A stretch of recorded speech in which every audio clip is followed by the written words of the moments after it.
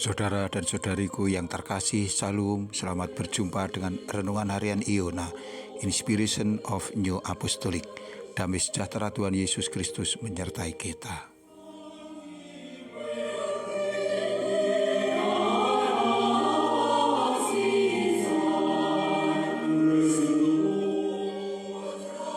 Kita akan membaca firman Tuhan dari kitab Yunus pasal 2 ayat 1, 2, dan 7. Berdoalah Yunus kepada Tuhan Allahnya dari dalam perut ikan itu. Katanya, dalam kesusahanku aku berseru kepada Tuhan, dan Ia menjawab aku. Dari tengah-tengah dunia orang mati, aku berteriak dan Kau mendengarkan suaraku. Ketika jiwaku letih lesu di dalam aku, teringatlah aku kepada Tuhan, dan sampailah doaku kepadamu, ke dalam bait-Mu yang kudus.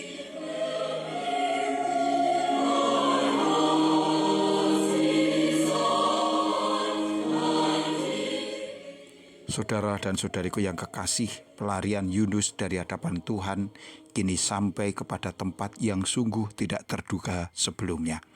Ia kini berada dalam perut ikan. Jika bukan karena ketentuan Allah, bagaimana mungkin hal ini terjadi? Syarat-syarat untuk manusia dapat hidup tidak tersedia di sana. Kita bisa membayangkan suatu tempat yang sangat sempit, becek, bau amis, gelap, pengap, tanpa udara, tanpa makanan. Mana mungkin manusia bisa hidup, apalagi nyaman ada di sana. Tetapi begitulah kenyataannya. Yunus bukan hanya tetap bisa bertahan hidup, bahkan ia kini memuji dan bersyukur kepada Tuhan. Hal yang tidak ia lakukan ketika ia masih ada di daratan, saat ia bisa tinggal nyaman di rumahnya, dengan tersedia makanan, minuman, udara segar, dan banyak lagi kebaikan Tuhan yang boleh ia nikmati. Semua itu tidak bisa menjadi alasan yang cukup baginya untuk ia bisa bersyukur dan memuji Tuhan, terutama karena ia tidak suka Tuhan yang hendak menyelamatkan orang-orang Niniwe. Kedengkiannya, perasaan iri hatinya kepada orang-orang Niniwe telah menutup banyak kebaikan Tuhan untuknya, sehingga ia tidak bisa bersyukur, tidak tenang jiwanya, panas hatinya, dan gelisah rohnya. Bukankah ini sungguh aneh, saudaraku? Dalam keadaan berkecukupan, ia marah kepada Tuhan. Tetapi justru dalam kesesakan, ia bersyukur, ia memuji, dan dapat menyelami kemurahan Tuhan.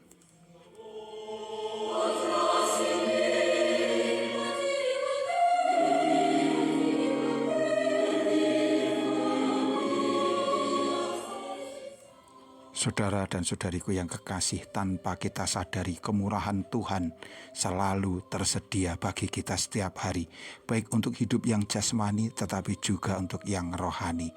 Perlindungannya, perawatannya untuk kita, tetapi juga kasihnya dan kemurahannya untuk jiwa kita. Dalam situasi yang demikian seringkali kita kurang memperhatikannya, dan ketika hati kita sedikit kecewa kepada Tuhan, maka kemudian semua kebaikan Allah itu tertutup, seolah-olah hilang lenyap dan tidak pernah ada lagi. Itu bisa terjadi saat permasalahan-permasalahan datang, persoalan hidup menerpa kita.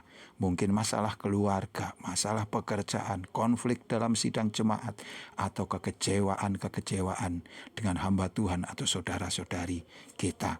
Begitulah sebagaimana Yunus yang tidak lagi dapat bersyukur saat kemurahan Allah tersedia.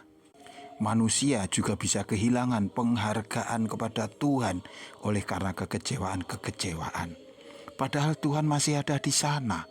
Di dalam hati kita, Ia tetap mengasihi, Ia tetap merawat kita, Ia tetap mengawasi kita, bahkan ketika kita tidak lagi datang dalam kebaktian-kebaktian.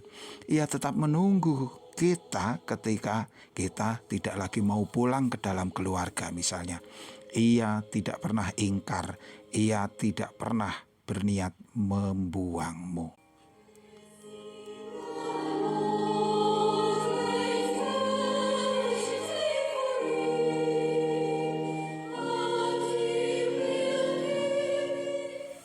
Saudara dan saudari yang kekasih, jika kita mau membaca doa syukur dan puji-pujian Yunus pada pasal 2 dari ayat 1 sampai dengan 10, kita dapat merasakan betapa dalamnya ucapan syukur itu, betapa kusuknya puji-pujian Yunus itu.